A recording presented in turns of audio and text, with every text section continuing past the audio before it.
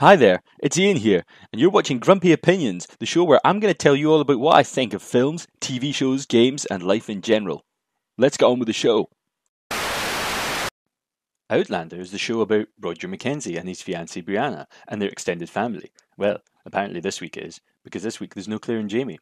There's one shot of Jamie and there's a wee bit of voiceover, but sorry folks, those of you who get upset by that might as well just take this week off. Maybe watch a little bit of Star Trek Discovery and maybe some reviews done by somebody, just saying.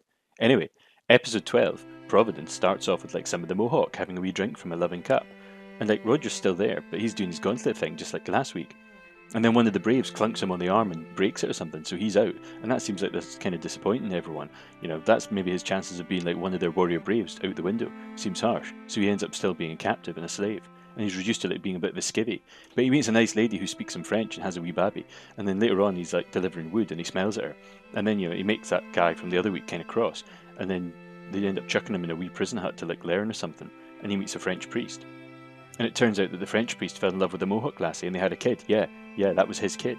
And then he refused to baptise the baby because, he'd fallen out of his priestly ways in his own eyes. But then the Mohawk wouldn't really understand that. So they get really annoyed with him because they felt that was damaging the baby's soul. So then they end up putting him in this wee hut to think about it. And then they drag him out and Roger starts digging to try and get out of the hut. And then later on they bring back Friar Frenchy and he's got his ear off, and it turns out that they take the baby baptism thing pretty seriously. And then he's all for getting his feet roasted off tomorrow morning if he doesn't change his mind. But he's planning on just going along with that, because he's a proper religious type and he thinks he deserves it for breaking his pact with God.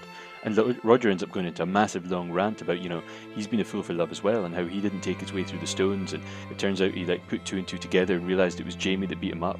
And so now he's saying he's all about look after number one and forget everybody else, and he encourages the priest to do the same thing. And the priest doesn't seem entirely convinced, but he helps him with the digging. And then when the morning comes, the priest says that he'll do the Bernie bit because maybe it'll buy Roger time, and because that's his conscience and what it tells him to do, and his religion as well. So Roger ends up still digging and gets away amidst the screams. But of course he can't take it and he ends up turning back, and he finds that the guy's been basically burnt at the stake. So he runs in and launches a big cask of that booze we saw them drinking at the beginning, and he launches it straight into the fire. And after that, he's mercy killed the priest. The Mohawk lady who loved him puts the baby down and walks right into the fire herself, and that makes the other guy sad, and he picks up the baby. Bloody hell. Meanwhile, back in North Carolina, round Fraser's Ridge, Lord John's telling Brianna that they've managed to capture Stephen Bonnet, and that ends up prompting her to show him Jamie's letter. And Jamie's letter is all about don't seek revenge, Brianna. But Brianna decides that she still has to see Bonnet, and she demands it of Lord John because she needs closure. But what kind of closure is she talking about? We'll see. Anyway, they head off to Wilmington, and while that's happening, Fungus is plotting how to get Murtagh out of jail, and Parsley catches him at it, and she's a feisty one, but she's all up for the jailbreak, because let's face it, the apple doesn't fall far from the tree, and just like her mum, she loves the drama of being in the middle of a big stooshy. So with the help of Malachi and Brian, Fergus manages to get some regulators together, and he starts getting to work, setting up gunpowder around the jail. And Brianna and John arrive in town, and they go to the jail, and Brianna goes up to Bonnet and ends up speaking to him, telling him that she's pregnant and that she wants him to know because he's going to die real soon, and just maybe he might be happy that he's actually got a baby on the way, and even though he's dead, part of him will live on. And he's kind of mean at first, as you'd expect, but quite cavalier about it all. But in the end, he ends up giving her a gem that he'd secret away in his teeth, for maintenance. And they're having their wee chat, and then the regulators end up assembling in the street, and Fergus takes up the head of the team, and it's all cowboy-tastic, and they end up breaking in and getting a big brawl with Lord John, but luckily him and Fergus recognise each other, so everything cools down a wee bit, and they end up freeing Murtagh, and Bree says hi as well, and then naturally this isn't going well, because John and Murtagh don't exactly see eye to eye on things, and then Malachi runs in and says, oh yeah, remember everyone, someone set us up the bomb, and then it's time to get the hell out of Dodge, and just as they run out of the jail, it all blows up. But Murtagh and Fergus manage to hide in the wagon, and Marslei rides them off into the sunset. Yee-haw! So what did I think? Well, I'm going to have to be honest. I thought this was an absolutely cracking episode of the show. But before I kind of get into why, I want to address just a wee something that's been on my mind recently. Because I've read an awful lot of people posting things online about Outlander and how they don't really like it when Jamie and Claire aren't on the show because it's their show.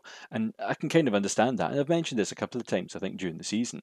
But I think that's a real shame because I can never imagine like boycotting an episode of a show just because your favorite character wasn't on it. I mean, that's just me. And maybe, if you did skip it, but you watched this video anyway, I mean, that's okay. I'm not saying that you're bad or anything or wrong, but I'd say that it's maybe a shame because like a story is a lot of parts, and some of the parts together don't necessarily always have the bits that you like or the people you like in them.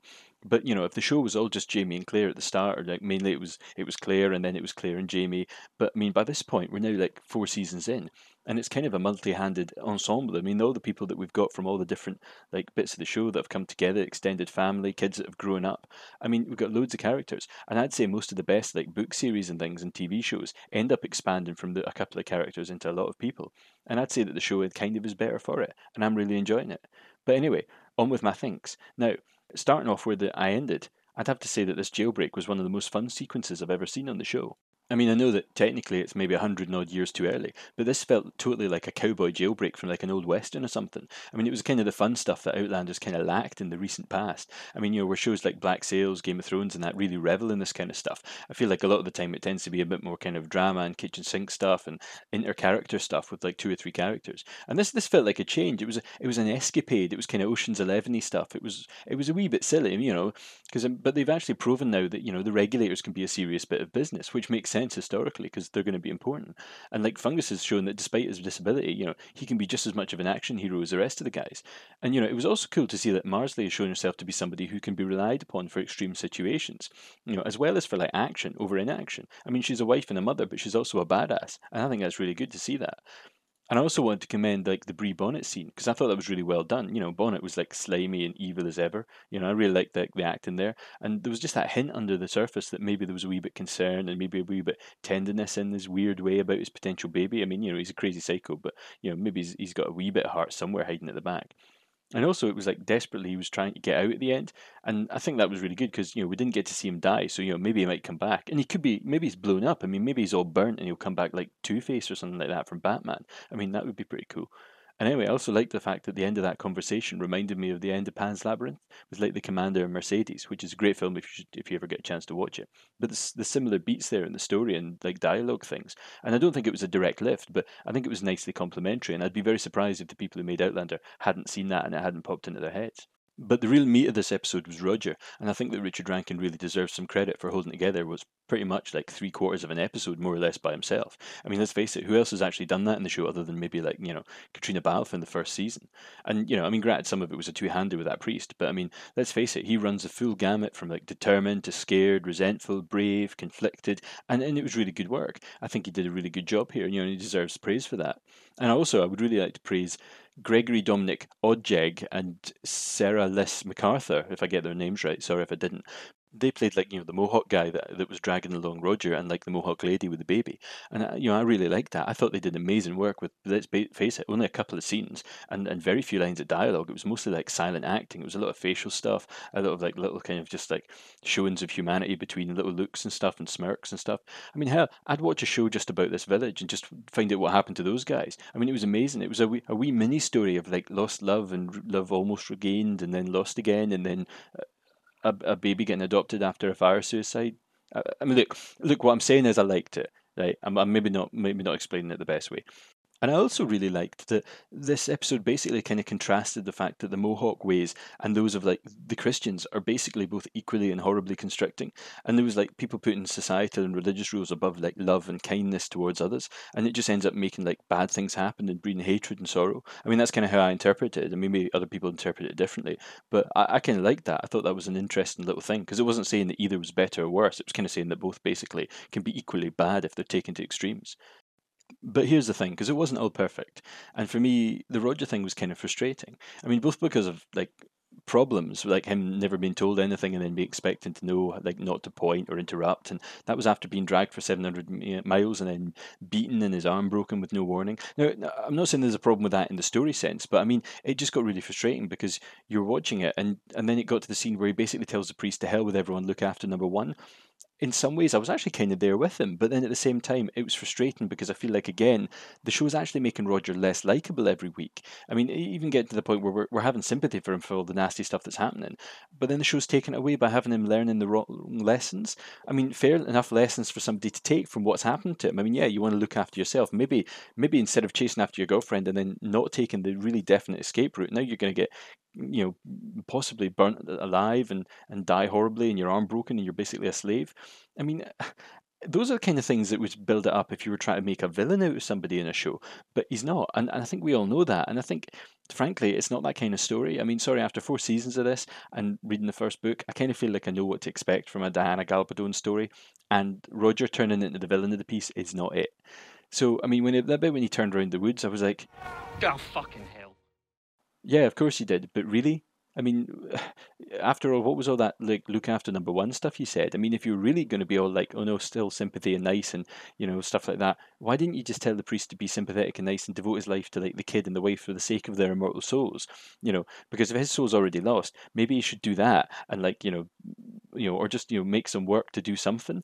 I mean, it just seemed like, I mean, he probably would have still said no, but it felt like it felt contrived and it felt constructed. And as I said before, I still liked how it ended. I mean, I thought the ending was really good, but I feel like they've blown Roger as a character a wee bit. And I feel like also they didn't really explain entirely well how he didn't go through the stones. I mean, yeah, sure, they said, he said he could have and he only had to do is reach out and touch it. But I mean, I presume then, then he either the Mohawk saw him or he walked away and then they caught him. But I don't know. I felt that could have been more interesting. I feel like they're still just not really quite going there. I mean, I don't know what was in the book, but I feel like it could have been more of that. And also, I have to say that Lord John this week felt a little bit too Lord John, if you know what I mean. Do you know what I mean? I've been trying to put my finger on what it is about David Berry's performance and the way that he carries Lord John. I mean, it's not off, but it's not bad, but it's reminiscent of something to me, and I finally figured it out. He's an elf. He reminds me of Thranduil from The Hobbits. I mean, I can honestly imagine him walking on snow and never getting his hair out of place in a sword fight. I mean, it's a silly little matter, but, like the bit where he's in the fight with the big burly guy, it's like 2 seconds, he just ninjas him straight into the wall. Now, I mean, yeah, sure, he's supposed to be, like, well-trained and stuff, but is he supposed to be a ninja? I mean, he's basically kind of a bit of an effete toff. I mean, it's not like he's out every day, like, doing karate and stuff. But anyway, speaking of the jailbreak, there was also a really funny daft moment at the end of that where, frankly, nobody seemed to care that a bomb was about to blow up. I mean, maybe it was the direction of that bit of the show or something, but it felt like it was shot at like 5:30 on a Friday afternoon and nobody could really be arsed. Because like the guy runs in and he's like, "Hey guys, there's a bomb in that, just so as you know."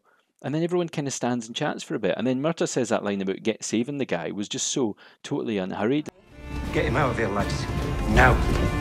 Yeah, what was that all about? Like, the only person who actually seemed to care was the flaming extra in the back of the room who looked like he was desperate to go to the toilet in a hurry.